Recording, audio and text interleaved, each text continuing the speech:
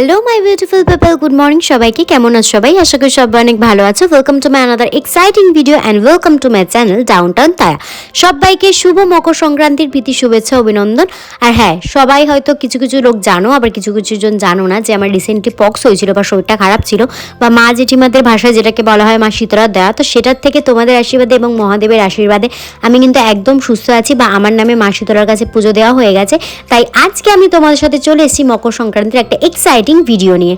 তো দেখতে দেখতে কিন্তু আমি অনেকটাই পুজোর শেষ পর্যায়ে চলে এসেছি। আর যারা যারা এখনো জানো না, জেনে নাও, আমি কিন্তু মহাদেবের একজন খুবই বড় একনিষ্ঠ ভক্ত।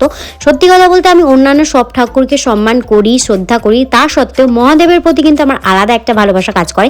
কারণ সত্যি কথা বলতে আমি যখন সোমবার দিন মহাদেবের পুজো করি না, সেই দিনটা আমার এতটা এনার্জেটিক, এত ভালো যায় যে তোমাদের না বললে তোমরা বিশ্বাস করবে না। তো দেখতে দেখতে আমি পুজোর শেষ পর্যায়ে চলেছি। আর একটা কথা কি জানো, আমি যখনই না মহাদেবের পুজো করি তখনই কোনো না কোনো অলৌকিক ঘটনা ঘটে। এইটা নয় বা কি ঘটনা ঘটে সেটা নয়, অন্য একটা কোনো ভিডিওতে তখন বলবো। তো দেখতে দেখতে আমি এখন ফুল দিয়ে পুজো করে নিচ্ছি। আর সত্যি কথা বলতে আমি মহাদেবের কাছে যখনই যা চাই না কেন, তখনই সেটা উনি কোনো না কোনো অগ্রদূতের মাধ্যমে বা কাউকে পাঠিয়ে দিয়ে বা নিজে কোনো কোনো রূপে এসে সেটা কিন্তু অবশ্যই পূরণ করে দেয়। এই জন্য এই ঠাকুরটাকে আমার এত ভালো লাগে। আর আমি স্পেশালি সোমবারটা ভীষণভাবে মানি, নিরামিষ খাওয়া দাওয়া করি। এছাড়াও সপ্তাহে আমি শনিবারটাও নিরামিষ খাই, সেটা মা বলেন তাই। কিন্তু সোমবারটা আমি বেশি বিশেষভাবে করি, যেহেতু সেটা মহাদেবের বার তাই। আর মহাদেবকে কিন্তু আমি মন থেকে একদম ভালোবাসি। আর একটা মিরাক্কেল কি জানো, মহাদেবের জন্মবার যেদিন মানে সোমবার, আমারও কিন্তু জন্মবার সোমবার। সেই জন্য আমার ঠাকুরটাকে এত এত এত ভালো লাগে আর এত শ্রদ্ধা করি। তাই জন্য যখনই পারি নিজের সামর্থ্য মতো ভগবানের সেবা করি বা শিব ঠাকুরের সেবা করি। তো এখন আমি বাবাকে তার আহার দিয়ে দিয়েছি। এরপরে আমি প্রণাম করে খেতে চলে গেছিলাম, যেহেতু সকাল থেকে না খেয়েই আমি পুজোটা করি। তাই জন্য একেবারে পুজো করেই ভাত খেতে বসে পড়েছিলাম। আর প্রথমেই আমি বলেছি যে আমি যেহেতু নিরামিষ খাবো, আর মকর সংক্রান্তির দিন তো এমনি নিরামিষ খেতে হয়, আর সোমবার পড়েছিল বলে আরোই নিরামিষ ছিল, তাই জন্য একদমই সিম্পল রান্না হয়েছে। বাট বিশ্বাস করো, সেদিন যা শীত পড়েছিল না, জাস্ট কাঁপুনি দিয়ে দিচ্ছিল ভাতটা খেতে। তো এত ঠান্ডার মধ্যে কি আর করার, খেতে ঝটপট চলে গেলাম ছাদে।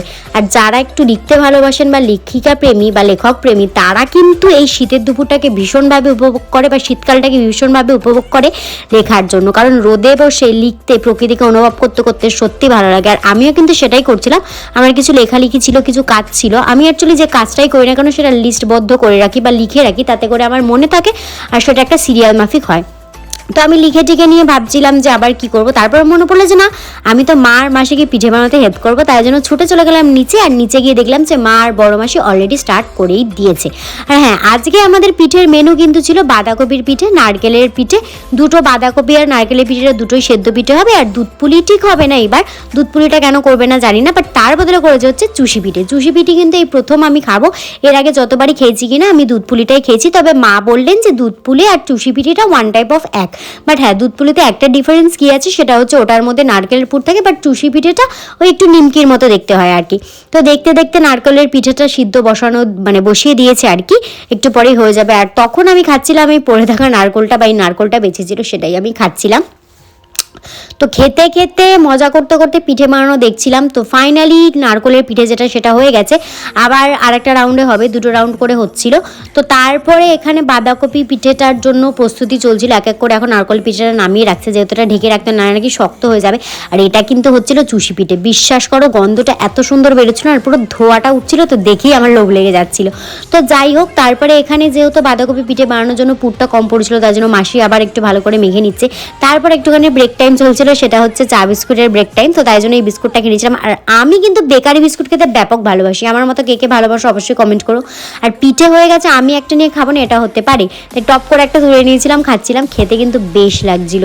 সত্যি কথা, আমি ভীষণই গর্ববোধ করি যে আমি বাঙালি হয়ে জন্মেছি। তাই জন্য আমি এই সমস্ত পার্বণটা মানে উপভোগ করতে পারি বা এত সুন্দর খাবার দাবার টেস্ট করতে পারি। তো এখানে অলরেডি বাঁধাকপি পিঠে বানানো আরম্ভ হয়ে গেছে। আর একটা হাসির কথা কি শুনবে, আমার মা এই বাঁধাকপি পিঠেকে কি বলে জানো, ভাত তরকারি।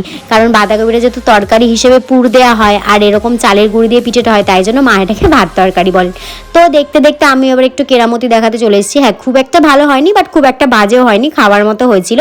হ্যাঁ, আমি জানি আমার বাপি কিছুই বলবে না, আমার বাপি খুব পছন্দ করে আমার এই ছোট্টখাটো বাচ্চা বাচ্চা জিনিসগুলো। তো বাপি মা সবাই মিলে খুব এনজয় করে খেয়েছে পিঠেটা। সত্যি কথা বলতে আমার শেপটা অনেকটা মোমোর মতো লাগছিল, পিঠের মতো তো হচ্ছিল না। তোমরা জাস্ট দেখো, আমি একটু পরেই জাস্ট দেখাবো থালায় যেগুলো আছে, দেখলেই বুঝতে পারবে যে কোনগুলো আমার বানানো আর কোলগুলো মা আর মাসির বানানো। তো এরকম টুকিটাকি মজা করতে করতে মা মাসির সব ছোটোবেলার গল্প শুনতে শুনতে বেশ সন্ধ্যেটা বেশ ভালো কাটছিল, বেশ ভালো কেটেছে। তারপরে যেহেতু বানানো হয়ে গেছিলো তাই জন্য আমি এই পিঠেগুলো তুলে রাখছিলাম। আর এই যে পিঠেগুলো শেপগুলো দেখছো না, এগুলো সবকটা আমি করেছি। কেমন হয়েছে সবাই কিন্তু কমেন্টে জানাতে ভুলো না। তো ফাইনালি পিঠেটা বসিয়ে দেওয়া হয়েছে আর কিছুক্ষণের পরেই পিঠেটা হয়ে গেছে। তো চলো এবার এটা নামিয়ে নেওয়া যাক। আর নামিয়ে নেওয়ার পরে কিন্তু আমি এটা করব এখন টেস্ট। আহা, যা গন্ধটা এত সুন্দর আসছিল না তোমাদের বলে বোঝাতে পারবো না। বাট হ্যাঁ, আমি খুব একটা প্রেফার করি না গুড় দিয়ে খাওয়া, আমি শুধু শুধু খেতেই পছন্দ করি। তো চলো এটা নামানো হয়ে গেছে, এখন নিয়ে গিয়ে টেস্ট করা যাক। আর সত্যি কথা বলতে পিঠেটা এত ডিলিশিয়াস হয়েছিল না। তো আমি খাই এখন পিঠে, আর তোমরা এরকম এক্সাইটিং ভিডিও দেখার জন্য কিন্তু অবশ্যই চ্যানেলটাকে সাবস্ক্রাইব করে দিও। আর হ্যাঁ, যারা এই ভিডিওটা ফেসবুক চ্যানেলে দেখছো তারা কিন্তু অবশ্যই ফেসবুক পেজটা ফলো করে দিও। আমি কী সব বলছি, আমার এক্সাইটমেন্টে কথা ঘুরিয়ে গেছে। তো যাই হোক, আমি এখন পিঠে এনজয় করি। আর কাদের বাড়িতে কী কী পিঠে হয়েছে সেটা কিন্তু অবশ্যই কমেন্টে জানাতে ভুলো না। চ্যানেলে নতুন হয়ে থাকলে ইউটিউব চ্যানেলটা অবশ্যই সাবস্ক্রাইব করে দিও। সাবস্ক্রাইব বাটনের পাশে থাকা বেল আইকনটা প্রেস করে দিও যাতে আমি ভিডিও চালিয়ে তোমাদের কাছে আসে। তো আজকের মতো টাটা, দেখা হচ্ছে খুব তাড়াতাড়ি নিউ এক্সাইটিং ভিডিওতে। Bye bye.